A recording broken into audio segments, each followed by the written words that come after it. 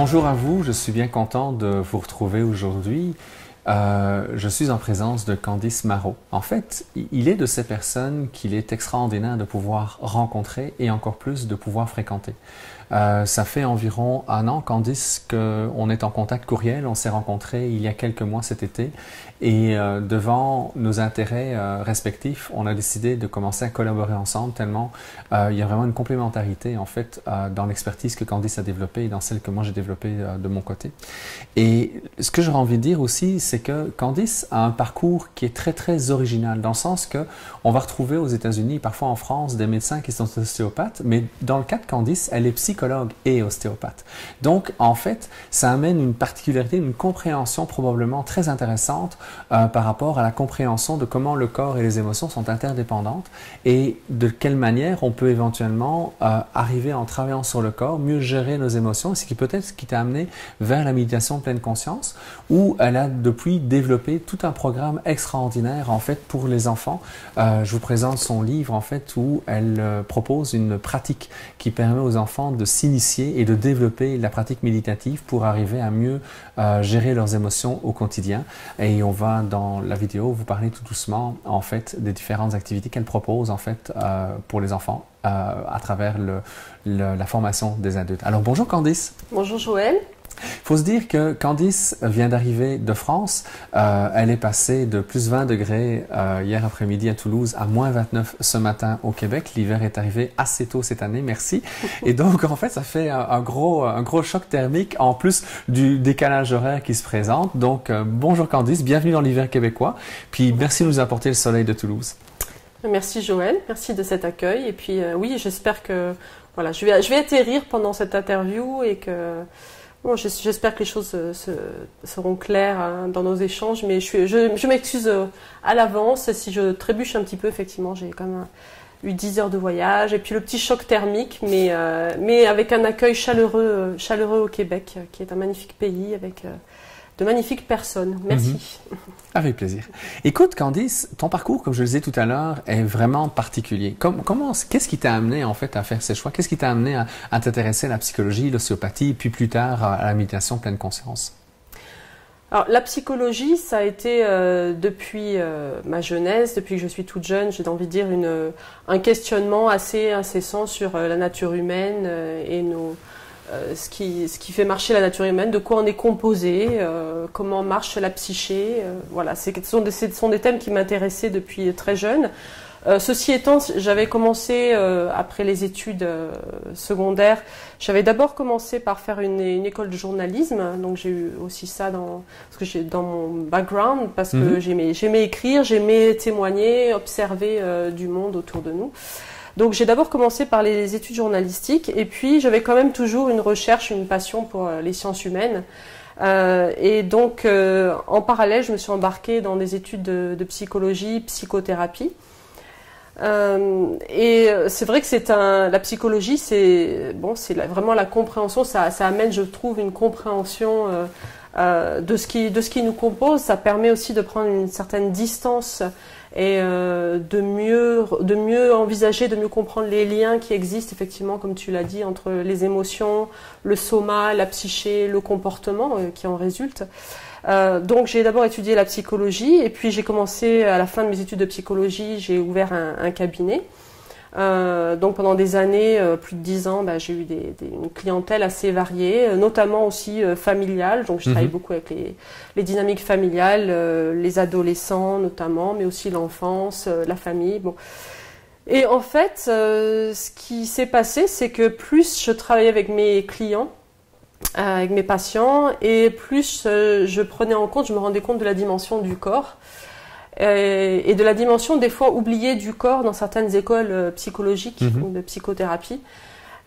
Et finalement, je me suis rendu compte que même si on arrive à prendre conscience de nos mécanismes, il y a certaines choses, certains comportements ou certaines réactions qui ne se modifient pas si facilement parce qu'elles sont inscrites au niveau de la psyché et du somatique et du subconscient, on va dire. Et là, j'ai eu envie du coup de comprendre les lois du corps, hein, après les lois de l'esprit. Puis pour moi, c'était tellement relié. De toute façon, le corps est vraiment notre véhicule. Et c'est là que tout se passe. On verra les émotions, les ressentis, les sensations, tout ce qui est mémoire viscérale. Tout ça se passe au niveau du corps.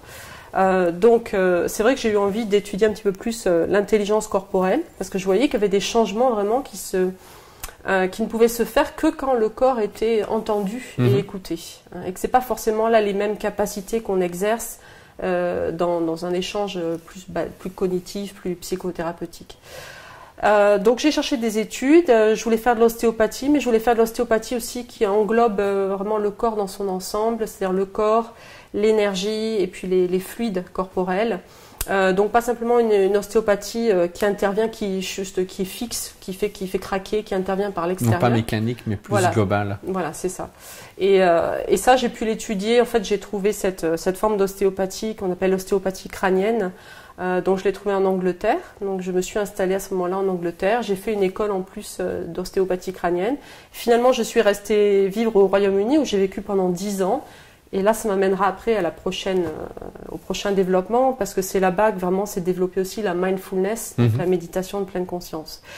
Donc vraiment, là, j'ai vraiment commencé à travailler à la fois dans les liens entre le corps et la psyché, qui de toute façon n'ont jamais été séparés. On a fait des disciplines différentes, mais en fait, les liens sont évidents.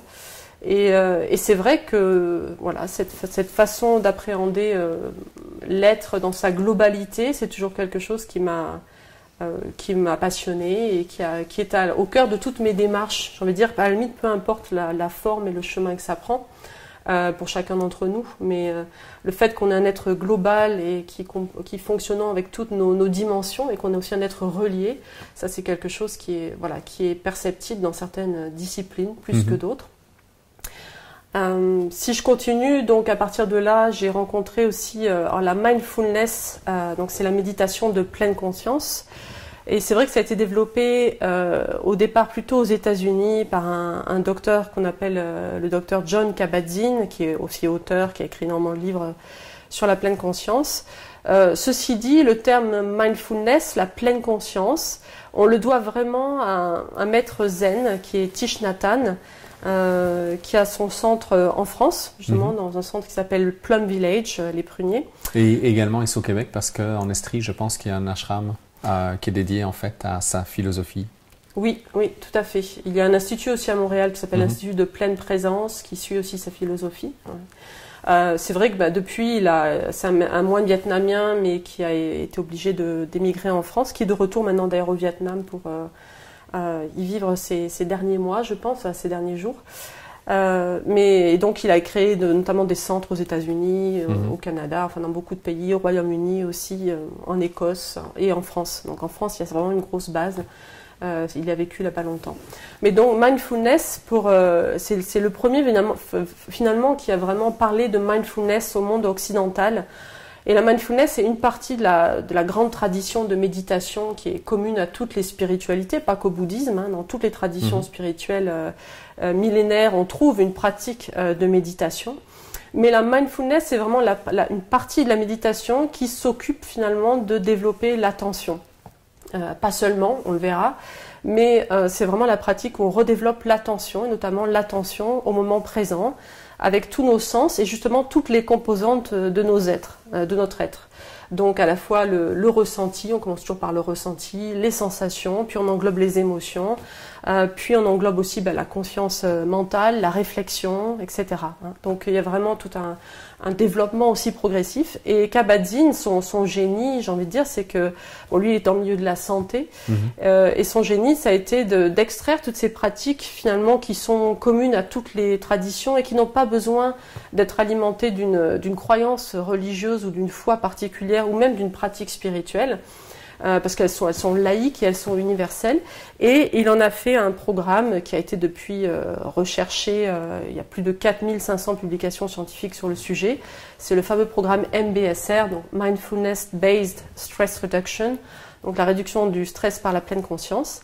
Et au départ, il a appliqué ça sur ses patients, et notamment les patients qui se préparaient à des opérations assez lourdes, ou qui, justement, pour récupérer après des opérations dans des convalescences, soit physique, soit des convalescences, on va dire, plutôt mentales, hein, donc tout ce qui est pour prévention aussi des rechutes antidépressives, voilà, ce genre de choses. Donc il a testé ce programme au départ sur des patients, puis petit à petit ça s'est élargi et c'est sorti du monde de la santé physique et de la santé mentale pour s'adapter à d'autres domaines, dont l'éducation. Mhm.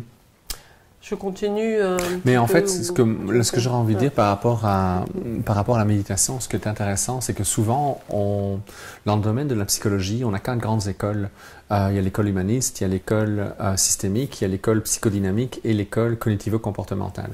Et fréquemment, en fait, on oppose en fait ces 4 écoles. L'intérêt, en fait, de la méditation pleine conscience, quand on voit qu'est-ce qui se passe dans le cerveau, c'est que finalement, en bout de ligne, on se rend compte en fait que ces 4 écoles, c'est complètement artificiel parce que la méditation permet en fait de travailler les états dans lesquels on est et on travaille beaucoup plus dans le moment présent, dans ce qu'on ressent. Et c'est là qu'on va rejoindre en fait, c'est le côté psychodynamique qui a été développé notamment par la psychanalyse, mais c'est après, bien après Freud, qu'on va parler de psychodynamique. C'est très réducteur de ne parler que de la psychanalyse à l'intérieur des écoles psychodynamiques, mais on se rend compte en fait que les écoles vont se rejoindre. Et l'aspect qui est très intéressant là-dedans, c'est que on arrête de chicaner et l'objectif, c'est de travailler avec la personne pour lui donner des ressources. C'est certain que nous avons tous une histoire, nous avons tous des moments qu'on a vécu avec plus ou moins de belles réussites ou des moments qui ont été beaucoup plus difficiles et tous ces moments-là vont venir influencer notre vie au quotidien. Parfois on va anticiper des choses positives, parfois on va anticiper des choses négatives. Ce qui nous amène beaucoup en fait dans le passé et dans le futur, rarement dans le présent. Et c'est là que les pratiques méditatives deviennent intéressantes parce que ça nous ramène, ça nous oblige en fait à nous recentrer dans le moment présent. Oui, on a une expérience, oui, on peut être prévoyant, mais on va donner beaucoup moins d'importance à ce qui est arrivé dans le passé et ce qui pourrait arriver pour revenir dans le moment présent de manière à offrir le meilleur de nous-mêmes et éviter que nos mécanismes de défense ne viennent perturber en fait l'ensemble des relations dans lesquelles on peut être au quotidien.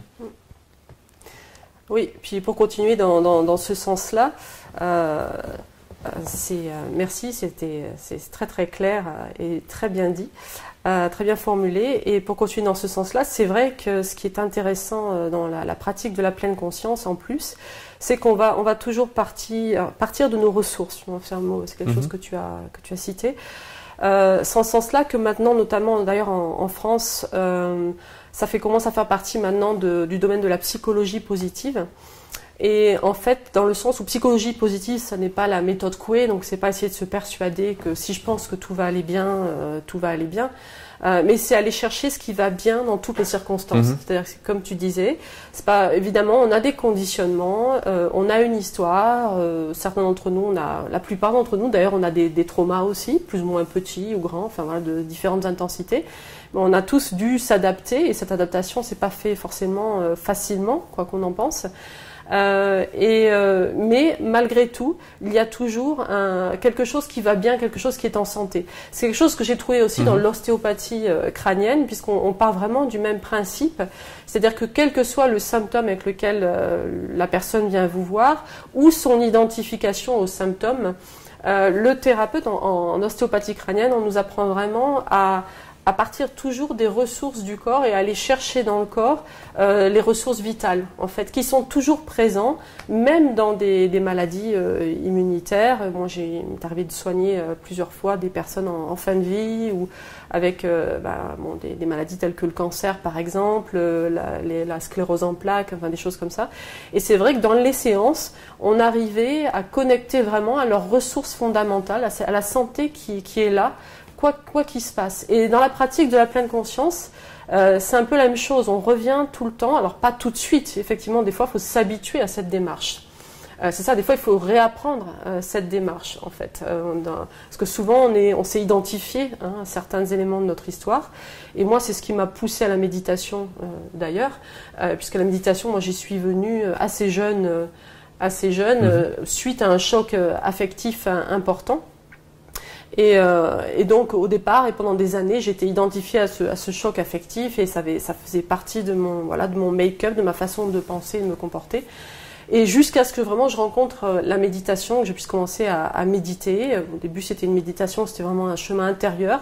Puis avec la méditation de pleine conscience, ben, ça a été un cadeau parce que je me suis rendu compte que on pouvait faire ce cadeau-là finalement à tous dans la société sans forcément, encore une fois, parler de spiritualité ou de démarche spirituelle, de démarche intérieure.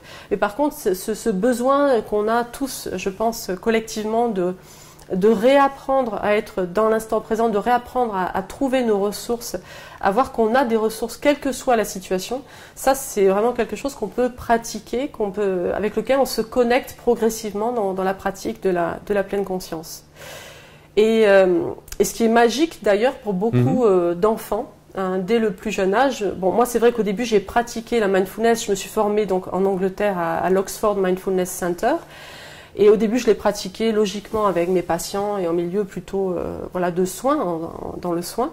Et puis, je suis devenue maman et là, je me suis intéressée à ce qui se passait dans les écoles et au système scolaire avec, là, c'est une vaste question, mais avec tous les conditionnements aussi du système scolaire et l'adaptation qui, pour beaucoup d'enfants, est une souffrance. Hein. Il y a des adaptations au système scolaire qui ne se font pas sans souffrance ou sans frustration ou sans difficulté d'adaptation.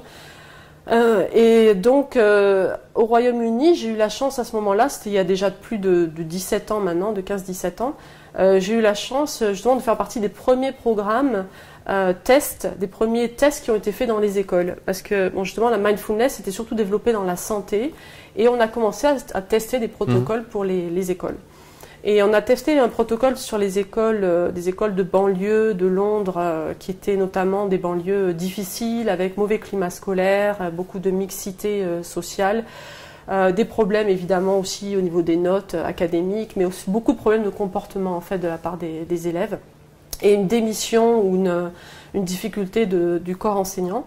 Et au bout d'un an de pratique, on a commencé tout bêtement, par des petites pratiques, 3 minutes en chaque début de cours, d'attention à la respiration et au ressenti corporel. Puis petit à petit, on introduisait différentes notions au fil de l'année. Et au bout d'un an, en fait, on a vu que ces écoles sont remontées vraiment dans les chartes, dans les classements, à la fois en termes même de résultats académiques, ça ce qui a beaucoup surpris on va dire le corps enseignant, mais surtout en termes d'amélioration du climat scolaire.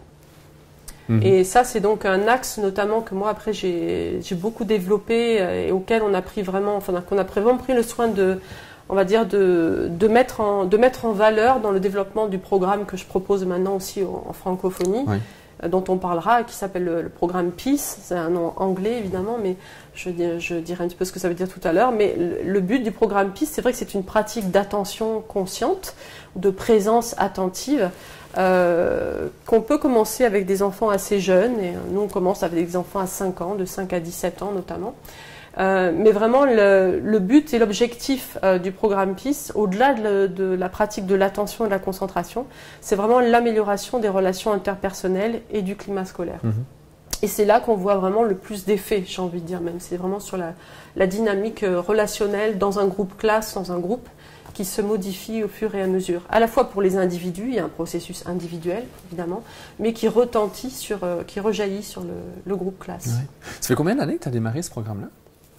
Alors le programme Peace, ça fait pas depuis longtemps en fait, c'est depuis simplement 2005, donc on va rentrer dans notre 2015, pardon. Décalage horaire. 2015, donc ça fait 4 ans, on va rentrer dans notre 4e année en février prochain. Et c'est vrai que je l'ai développé, après j'ai quitté le Royaume-Uni, je suis retournée en France, et en France j'ai regardé un petit peu ce qui se passait, j'ai vu qu'il ne se passait pas grand-chose en termes de proposition d'un programme de pleine conscience en milieu scolaire. Et bon, il y avait pas mal d'enseignants ou de personnes qui faisaient des choses mais un peu isolées, dans leur coin, sans vraiment qu'il y ait vraiment une action collective ni une sensibilisation de l'éducation nationale. Et peut-être même en fait des pratiques qui peuvent être comment dire, très expérimental avec les avantages et les inconvénients parce que la personne n'a peut-être pas toujours l'expertise nécessaire pour... Tu sais, quelque part, on peut nous-mêmes méditer. Ça peut faire partie de notre vie quotidienne. De là, être capable de l'enseigner ou les attentes. Je prendrais des exemples. Par exemple, on a des yogistes qui vont aller enseigner le yoga dans des écoles, mais qui n'ont jamais appris à comment travailler avec une dynamique de groupe.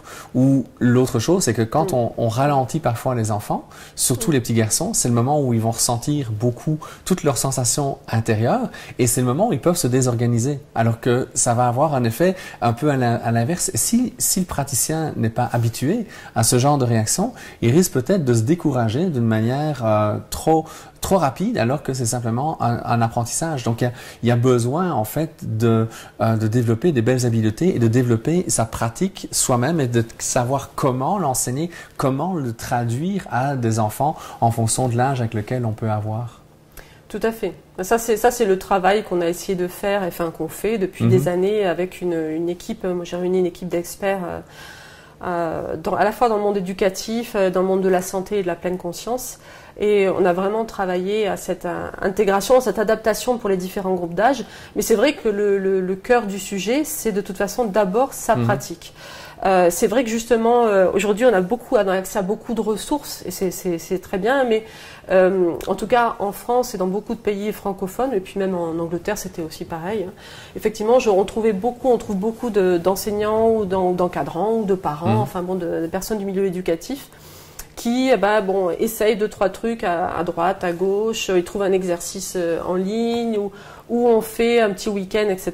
Et puis bon, on essaie vite de le retraduire dans la classe ou avec les enfants. Alors, il y a toujours des petites choses qui se passent, j'ai envie de dire, c'est mieux que rien. Mais effectivement, si on n'a pas la pratique, si on n'a pas commencé déjà à intégrer un petit peu ce que ça nous fait à nous, ça va être difficile de le transmettre, parce que c'est pas qu'une boîte à outils, la pleine conscience. Alors, il y a des outils, on le verra, il y a des outils qui marchent bien, qui sont aussi ludiques et qui ont été adaptés pour les enfants. Mais c'est quand même, c'est pas qu'une boîte à outils, c'est quand même quelque chose. D'ailleurs, c'est pas pour rien qu'on parle de pleine présence. C'est vrai que le terme sous lequel c'est très connu, c'est la pleine conscience. Mais nous, en milieu éducatif, maintenant, on préfère parler de pleine présence avec les élèves, parce que c'est vraiment une pratique de la présence, c'est-à-dire vraiment de la présence, j'ai envie de dire, des pieds à la tête, et en englobant les différentes, encore une fois, les différentes composantes qui nous composent, et notamment notre ressenti. Hein. Donc, ce qui va compter beaucoup avec les enfants aussi, c'est ce que vous allez leur faire passer aussi, juste simplement pour votre qualité de présence. C'est pas tant la perfection de l'exercice. Et ça, c'est vraiment par la pratique, et puis après par l'adaptation, savoir adapter son vocabulaire et savoir s'adapter aussi à sa classe ou à son groupe, qu'on va vraiment proposer une expérience réussie.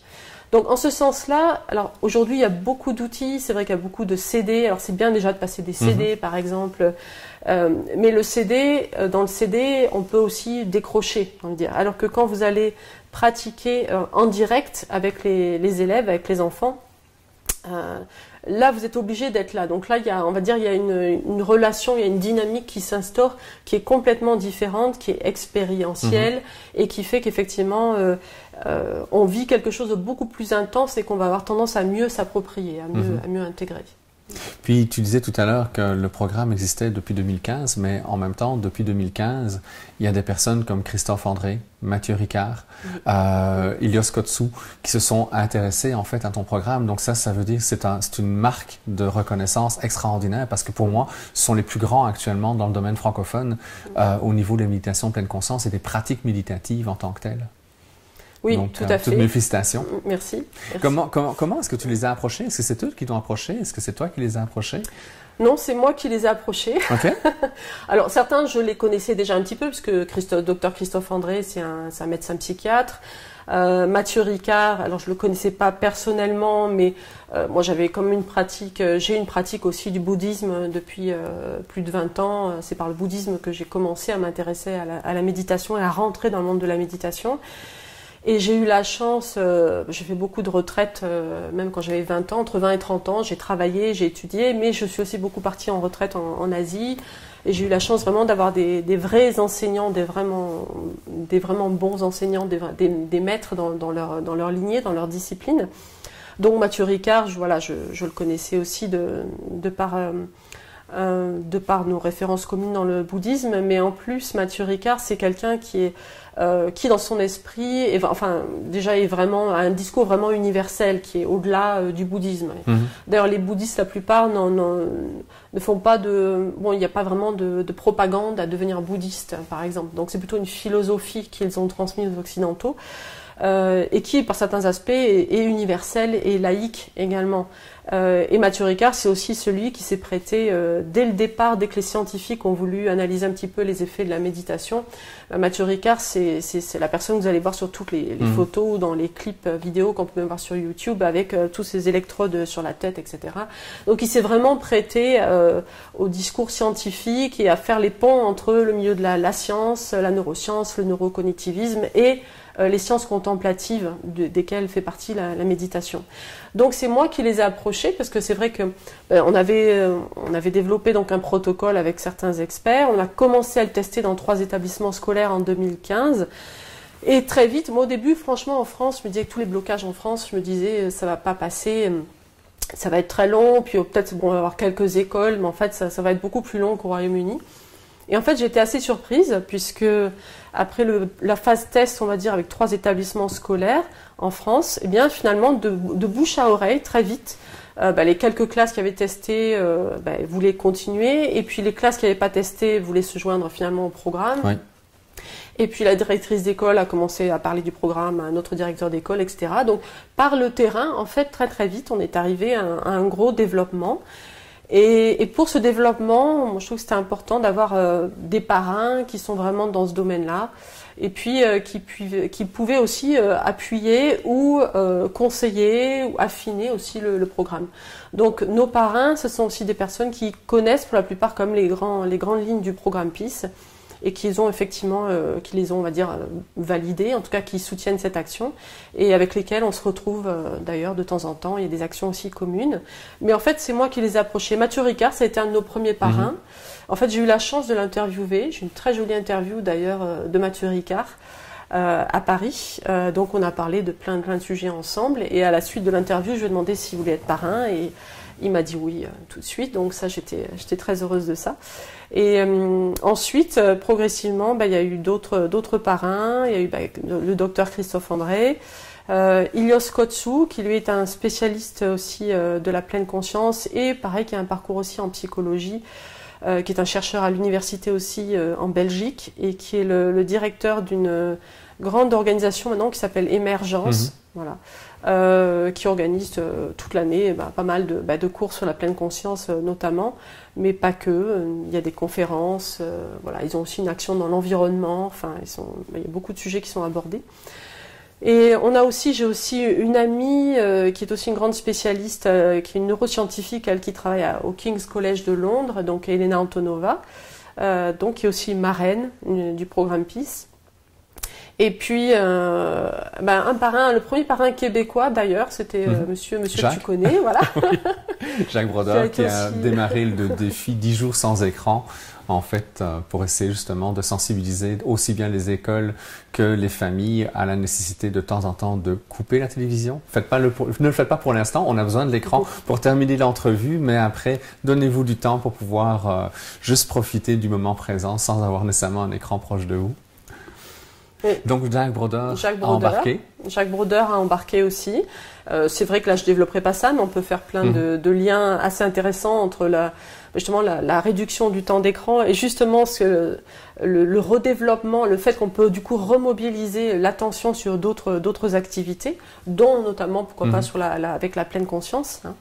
Quand on réduit le temps d'écran, on a plus de temps de pratique, et puis simplement le temps aussi de plus d'échanges familiaux, de redécouvrir des activités naturelles, et donc d'être plus vivant, plus présent aussi dans son instant, dans l'instant présent.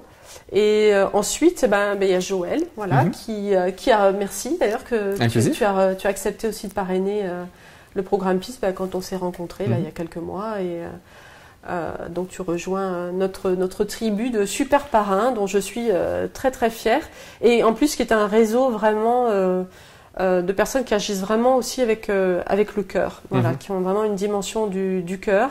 Alors ce sont aussi, ils ont tous une expertise certaine, vous avez tous une expertise certaine et une transmission de connaissances, mais justement tous nos parrains sont animés par cette volonté de transmettre une éducation aussi qui est une éducation du cœur. Et on verra que dans la mindfulness, d'ailleurs toute la fin des programmes de pleine conscience et de développement de l'attention, on va sur tout ce territoire du développement des capacités prosociales ou psychosociales, suivant les termes qu'on veut employer, mais qui inclut justement le développement de l'empathie, de la compassion, de la bienveillance, de la capacité à coopérer plutôt qu'à être en compétition ou en comparaison. Donc finalement, l'objectif de toutes ces pratiques de l'attention, c'est vraiment être différemment, habiter soi-même, déjà avoir une meilleure relation à soi, mais aussi être en relation avec les autres et dans une relation plus bienveillante. Voilà. Donc c'est vraiment une transmission aussi qui place la présence au cœur et dans l'intelligence du cœur. Et ça, c'est une expérience très très forte qu'on vit à chaque fois avec les élèves, qu'ils aient 5 ou 17 ans. C'est quelque chose qui sentent aussi ce retour à l'autre, à moi-même d'abord, puis à l'autre de manière différente, de manière peut-être plus apaisée aussi. Combien d'enfants as-tu encadré de manière directe et indirecte? Combien d'écoles? Alors, donc c'est vrai qu'en 3 ans et demi, on a déjà à peu près pu référencer à peu près entre 350 et 400 établissements scolaires. Donc en France, mais ça s'est développé aussi en Belgique, ça commence à se développer en Suisse. On a aussi formé des écoles françaises au Maroc. Et puis ça commence du coup aussi au Québec. Donc il y a déjà quelques écoles au Québec qui ont reçu le programme.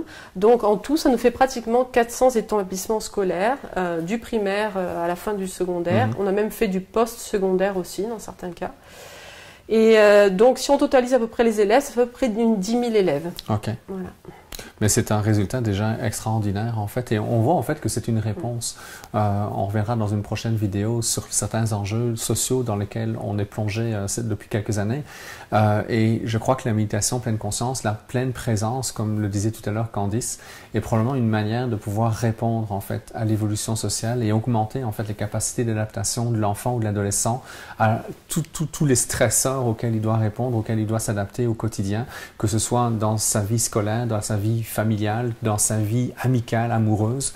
Et donc, à partir du moment où on va pouvoir outiller les jeunes à être capables de pouvoir prendre le temps de sentir ce qu'ils vivent et de prendre une décision plutôt d'être trop impulsif éventuellement, ce qui est tout à fait normal. C'est normal qu'un enfant ou qu'un adolescent soit impulsif, mais parfois leur impulsivité va leur jouer un mauvais tour. Et donc, la pleine présence leur permet justement de prendre ce petit temps de recul qui leur permet éventuellement de décider.